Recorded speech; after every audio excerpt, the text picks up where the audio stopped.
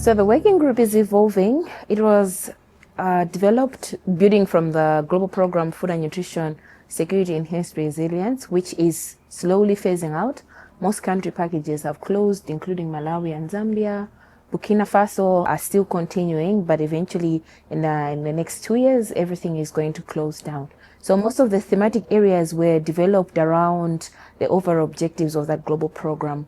But now with the phasing out, other priorities are coming out, but also the learning of the 10-year journey of that project, of that program. We were focusing on SPC, WASH, gender, nutrition governance, but the topics have evolved over time. And now with this conference, we have developed other work streams that we are calling the High Five for Nutrition.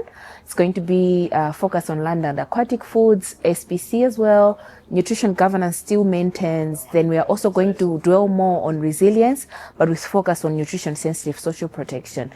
One more thing is private sector engagement, especially on nutrition, and that will be one of our biggest focus for the next 1.5 years, to ensure that we involve private sector in all nutrition programming. And we are hoping to do a study that helps us to understand the role of private sector in nutrition. We have learned a lot in the past 3 days of the conference, because there are other GIZ projects that are working on private sector development in countries that the private sector is well developed and organized.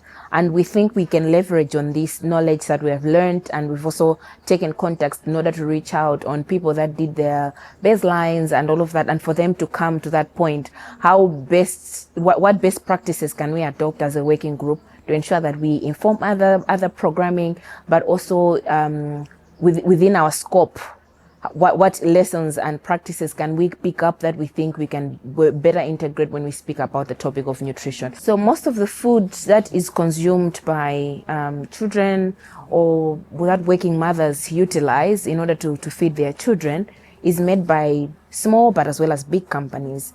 And for example, maybe a product like soybean that is later produced or manufactured into different products would like to ensure that it's not does not heavily include additives and preservatives that can also eventually affect the nutrition outcomes. Our first focus is within African countries that are within the network, but also have existing GIZ projects.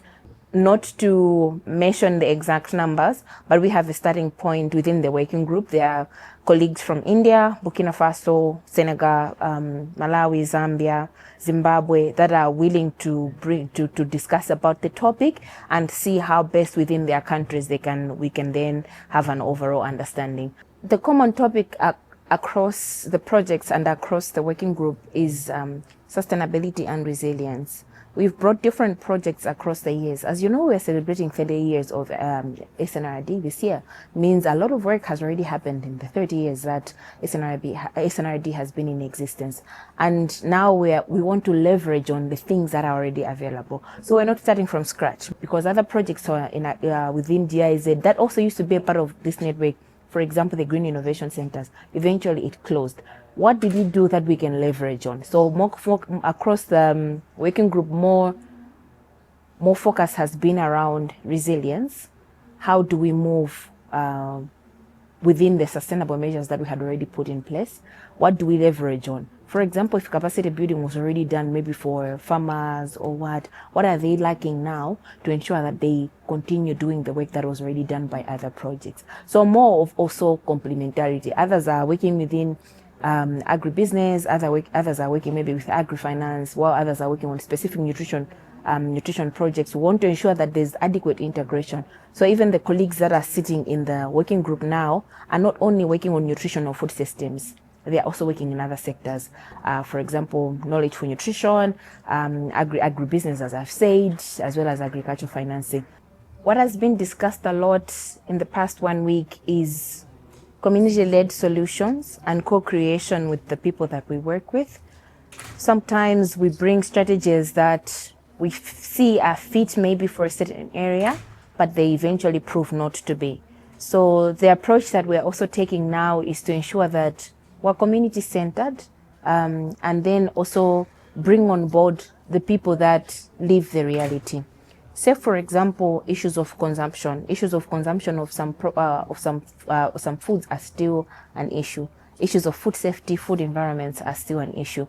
How about we continue to co-create and ensure that we put community-led interventions in the forefront, so that in 2 or 3 years we'll no longer be talking about issues of consumption, because in some areas food is available, but then the consumption is the issue, and this is more rooted in culture and other reasons, and that's the reason why we're also maintaining social behavior change as part of one of the work streams within the working group.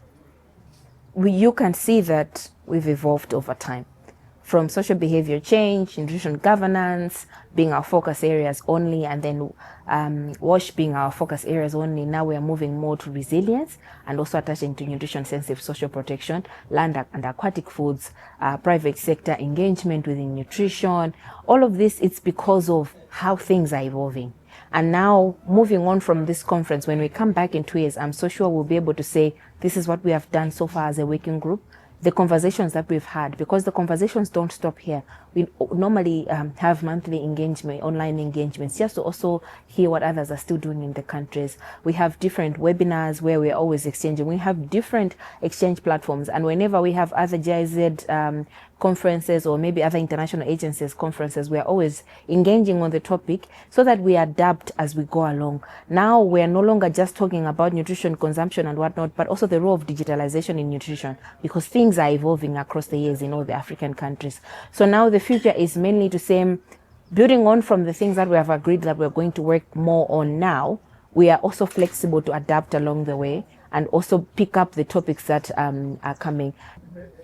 What we desire to see more for the future is more interest still in the sector of nutrition, because most development partners are moving from the topic of nutrition because there's been heavy investment maybe in the past 10 years, and now we are moving on to the topic of food systems, maybe private sector and all of that.